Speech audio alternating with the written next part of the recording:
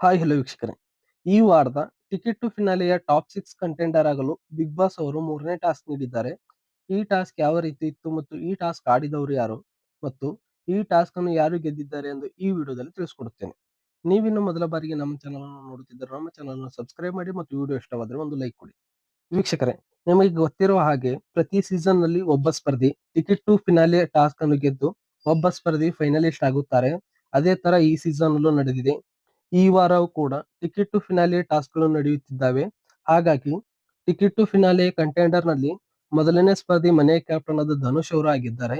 ಇನ್ನು ಎರಡನೇ ಸ್ಪರ್ಧಿ ಯಾರೆಂದು ನೋಡುವುದಾದ್ರೆ, ನಿನ್ನೆ 2 ತಂಡಗಳು ಮಾಡಿದ್ದರು. ಅದರಲ್ಲಿ ಒಂದನೇ ತಂಡ ಕಾವ್ಯ, ಅಶ್ವಿನಿಗೌಡ ಮತ್ತು ಧ್ರುವಂತ್ ಅವರು. ಇನ್ನು ಎರಡನೇ ತಂಡ ರಾಶಿಕಾ, ರಕ್ಷಿತಾ ಮತ್ತು ರಘು ಅವರು. ಇದರಲ್ಲಿ ಕಾವ್ಯ, ಅಶ್ವಿನಿಗೌಡ, ಧ್ರುವಂತ್ ಅವರು ಮೊದಲನೇ ಟಾಸ್ಕ್ ಗೆದ್ದು ಮುಂದೆ ಎರಡನೇ ಟಾಸ್ಕ್ ನಲ್ಲಿ ಕಾವ್ಯ, ಅಶ್ವಿನಿಗೌಡ ಮತ್ತು ಧ್ರುವಂತ್ ಅವರು ಆಡಿದರು. ಈ ಎರಡನೇ ಟಾಸ್ಕ್ ನಲ್ಲಿ ಕಾವ್ಯ ಅವರು ಗೆದ್ದು ಟಿಕೆಟ್ ಟು ಫಿನಾಲೆಯ ಎರಡನೇ ಕಂಟೆಂಡರ್ ಆಗಿ ಆಯ್ಕೆಯಾಗಿದ್ದಾರೆ.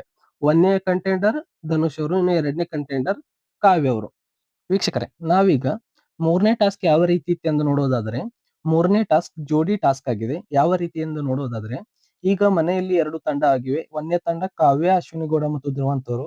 ಇನ್ನು ಎರಡನೇ ತಂಡ ರಾಶಿಕಾ, ರಕ್ಷಿತಾ ಮತ್ತು ರಘು ಅವರು.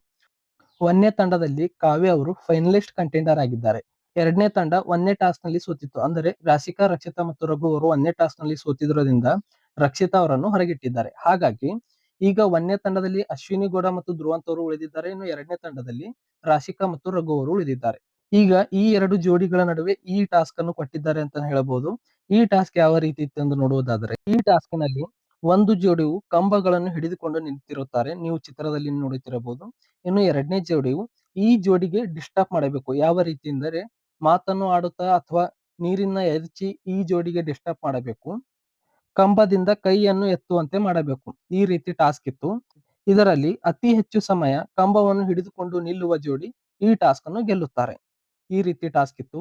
ಅಂದರೆ ಒಂದು ಸಲ ಅಶ್ವಿನಿಗೌಡ ಮತ್ತು ಧ್ರುವಂತ್ ಅವರು ಕಂಬವನ್ನು ಹಿಡಿದುಕೊಂಡು ನಿಲ್ಲುತ್ತಾರೆ. ಮತ್ತೊಂದು ಸಲ ರಾಶಿಕಾ ಮತ್ತು ರಘು ಅವರು ಕಂಬವನ್ನು ಹಿಡಿದುಕೊಂಡು ನಿಲ್ಲುತ್ತಾರೆ. ಈ ಎರಡು ಜೋಡಿಗಳಲ್ಲಿ ಅತಿ ಹೆಚ್ಚು ಕಾಲ ಕಂಬವನ್ನು ಹಿಡಿದುಕೊಂಡು ನಿಲ್ಲುವ ಜೋಡಿ ಈ ಟಾಸ್ಕ್ ಅನ್ನು ಗೆಲ್ಲುತ್ತದೆ. ವೀಕ್ಷಕರೇ, ಒಂದು ಮಾಹಿತಿ ಪ್ರಕಾರ ಈ ಟಾಸ್ಕ್ ಅನ್ನು ಅಶ್ವಿನಿಗೌಡ ಮತ್ತು ಧ್ರುವಂತ್ ಅವರ ಜೋಡಿ ಗೆದ್ದಿದೆ ಅಂತ ಮಾಹಿತಿ ಇದೆ, ಆದ್ರೆ ಕನ್ಫರ್ಮ್ ಇಲ್ಲ.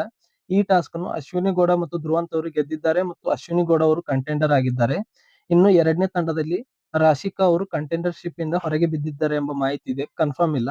ಕನ್ಫರ್ಮ್ ಆದಾಗ ನಾನು ಮತ್ತೊಂದ್ಸಲ ವಿಡಿಯೋ ಮಾಡಿ ತಿಳಿಸ್ಕೊಡುತ್ತೇನೆ. ವೀಕ್ಷಕರೇ, ಇದಾಗಿತ್ತು ಮೂರನೇ ಟಾಸ್ಕ್ ನ ಬಗ್ಗೆ ಮಾಹಿತಿ. ಈ ವಿಡಿಯೋ ಇಷ್ಟವಾದರೆ ಒಂದು ಲೈಕ್ ಕೊಡಿ ಮತ್ತು BBK12 ಲೈವ್ ಅಪ್ಡೇಟ್ ಗಾಗಿ ನಮ್ಮ ಚಾನಲ್ ಅನ್ನು ಸಬ್ಸ್ಕ್ರೈಬ್ ಮಾಡಿ ಮತ್ತು ನಿಮ್ಮ ಪ್ರಕಾರ ಈ ಸೀಸನ್ ನ ಟಾಪ್ 5 ಕಂಟೆಸ್ಟೆಂಟ್ ಯಾರು ಎಂದು ಕಮೆಂಟ್ ಮಾಡಿ. ಧನ್ಯವಾದಗಳು.